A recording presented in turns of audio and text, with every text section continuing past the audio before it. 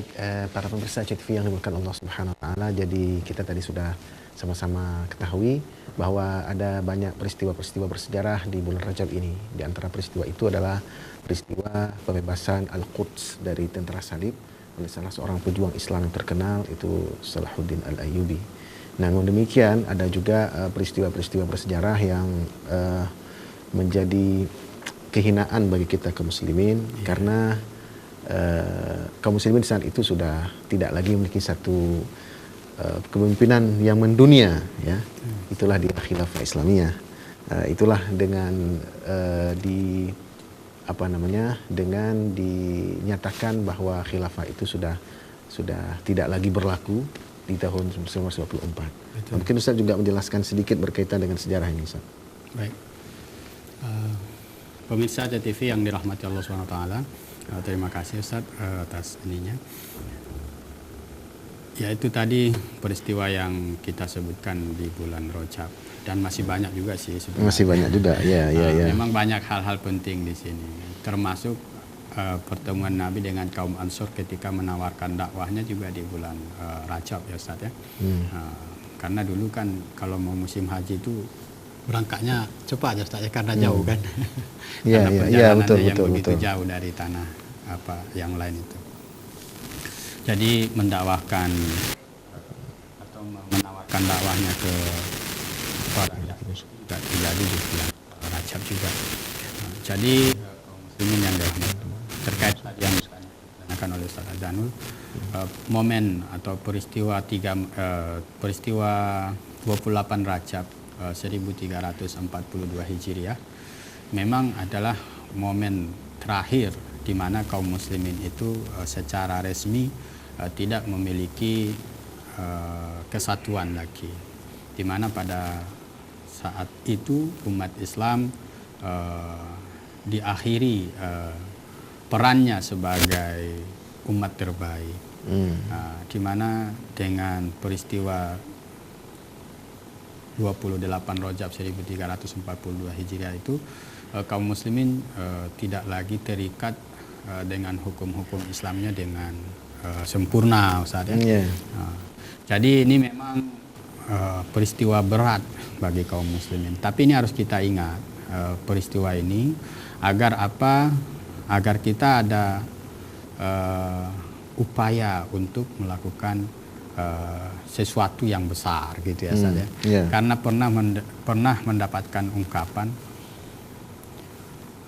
tidak ada kita gunanya mengenang peristiwa-peristiwa besar kalau kita tidak bisa mengambil hikmah untuk membuat hal-hal besar juga. Betul sekali ya.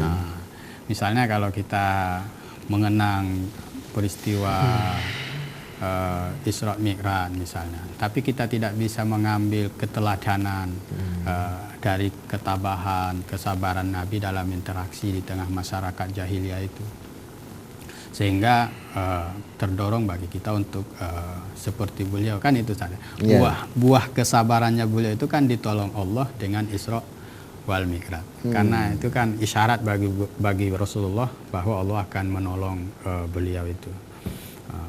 Kemudian peristiwa Al-Quds misalnya, bagaimana kembali dibebaskan oleh Salahuddin Al-Ayyubi.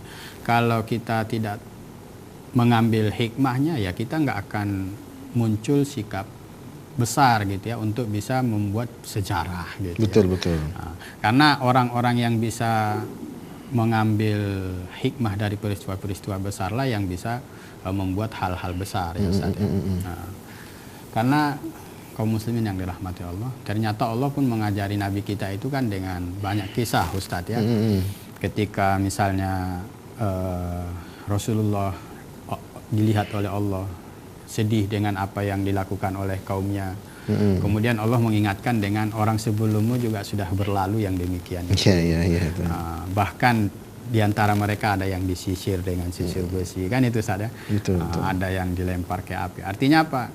Kisah itu diberikan oleh Allah kepada Nabi untuk menguatkan beliau dalam hal-hal besar ini gitu saya.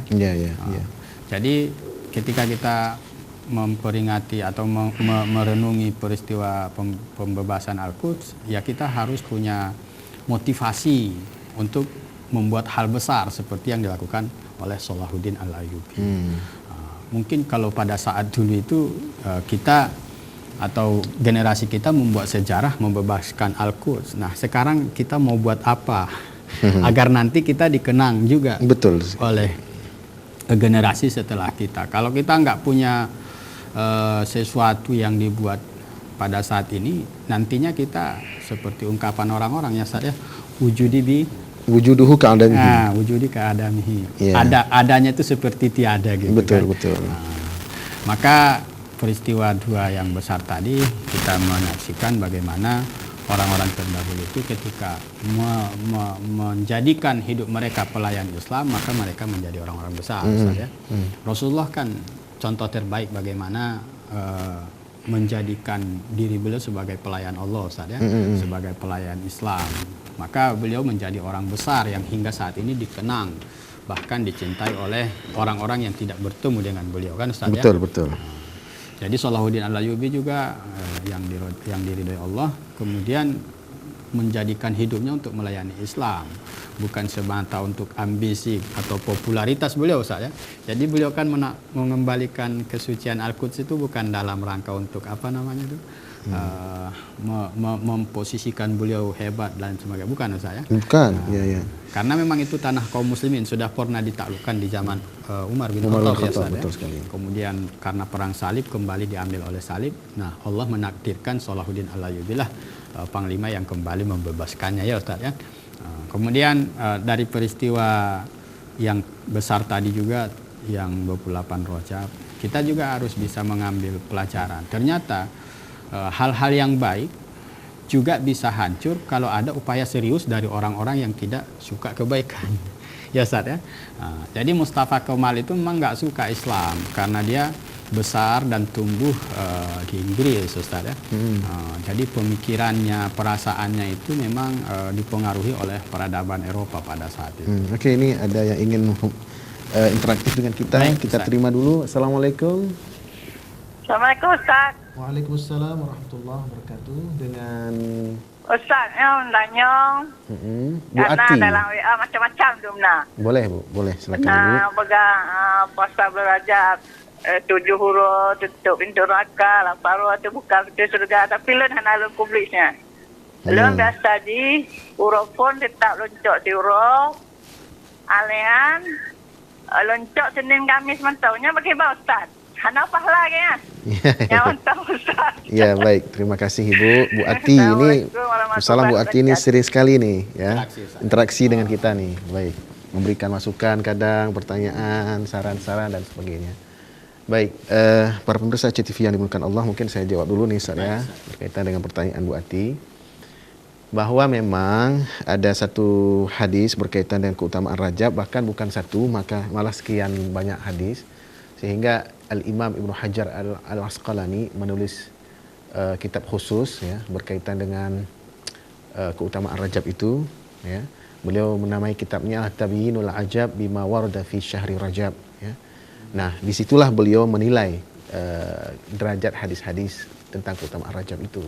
Nah, kesimpulan beliau bahwa tidak ada satu hadis sahih pun yang menjelaskan tentang keutamaan beramal di bulan Rajab, ya, seperti yang selama ini kita kenal. Adapun berpuasa, mengerjakan kebaikan-kebaikan lain di bulan Rajab tentu akan diberi pahala yang lebih banyak daripada amal-amal kebaikan di bulan-bulan yang lain. Keutamaan itu karena Rajab termasuk kepada Asy-Syahrul Hurum, ya kan? 4 bulan yang haram yang sama-sama sudah kita maklumi. 4 bulan yang dimuliakan itu adalah pertama bulan Muharram, kemudian bulan Rajab, bulan Dzulqa'dah dan bulan Dzulhijjah. Nah, jadi dari 12 bulan yang sama-sama kita juga maklumi, Muharram sampai kepada Dzulhijjah, ada 4 bulan yang disebut dengan Syahrul Hurum. Itulah tadi Muharram, Rajab, Dzulqa'dah dan Dzulhijjah. Dari 4 bulan itu tentu saja ada yang paling istimewa lagi. Itulah dia Sayyidus Syuhur. Itulah Ramadan. Nah, jadi Bu Ati kalau berpuasa di tanggal 1, di tanggal 2, di tanggal 3 dan seterusnya, ya dipersilahkan, tidak ada masalah. Tapi tentu tidak seperti tidak akan mendapatkan keutamaan seperti yang tersebut di dalam banyak hadis-hadis itu, ya kan? Kalau berpuasa sehari dapat pahalanya sampai ratusan tahun. Nah, itu tidak ada itu, ya. Itu adalah kedustaan atas Nabi kita Muhammad sallallahu alaihi wasallam, ya. Jangan pula nanti ketika bertemu di hadapan Allah, ya kan? Ya Allah, kok amal saya yang demikian dulu itu yang lebih bagus bulan Rajab, tapi kok nggak dapat keutamaan seperti yang dijanjikan itu, ya. Sudah pasti itu karena bukan hadis dari Rasulullah Muhammad SAW. Nah, jadi silakan saja Ibu Ati berpuasa di bulan Rajab, tidak ada larangan dari Rasulullah. Bahkan tentu saja pahalanya lebih banyak daripada berpuasa di bulan-bulan yang lain. Kalau Ibu Ati memilih hari-hari tertentu seperti selama ini juga tidak ada masalah, ya. Senin saja, Senin Kamis, ya. Atau puasa Daud, ya kan? Sehari puasa, sehari tidak, ya. Tanggal 1 puasa, tanggal 2, 3, tanggal 3 puasa lagi, ya kan? Dan tentu saja puasa Daud ini lebih baik daripada kita puasa terus-terusan setiap hari. Ya, tanggal 1 puasa, tanggal 2 puasa, tanggal 3 puasa, sampai ke sebulan Rajab puasa terus. Itu tidak lebih baik untuk Nabi. Yang lebih baik justru kalau sehari puasa, sehari tidak, sehari puasa, sehari tidak. Ya. Nah, kalau Sya'ban, nah nanti Sya'ban itu memang Nabi paling banyak berpuasa. Ya. Tapi tidak juga sampai 30 hari, ya. Nabi berpuasa paling banyak di bulan Sya'ban. Tapi tidak seluruh hari. Ada beberapa hari yang Nabi tidak berpuasa di bulan Sya'ban. Nah, silakan Ibu Ati melakukan banyak kebaikan di bulan Rajab, ya. Apa saja kebaikan itu, tidak mesti puasa, ya, juga bisa bersedekah, ya. Pahalanya juga sudah luar biasa diberikan oleh Allah Subhanahu wa taala. Nah, jadi para pemirsa TV yang dimuliakan Allah, tidak ada larangan, ya, untuk berpuasa di bulan Rajab dari hadis-hadis Rasulullah. Cuman kita tidak dapat pahala seperti yang ada di hadis-hadis yang tidak jelas itu, ya kan? Ratusan tahun. Saya sering, dan saya ketika kemarin itu ada yang berpuasa di tanggal 1 kan. Dia bilang dapat keutamaan ratusan tahun. Saya diam aja. Kenapa saya diam? Saya melihat kalau saya jelaskan langsung takut dia jadi kecil hati, gitu kan. Baik. Para pemirsa TV yang Allah muliakan, kita akan lanjutkan setelah pesan-pesan berikut ini.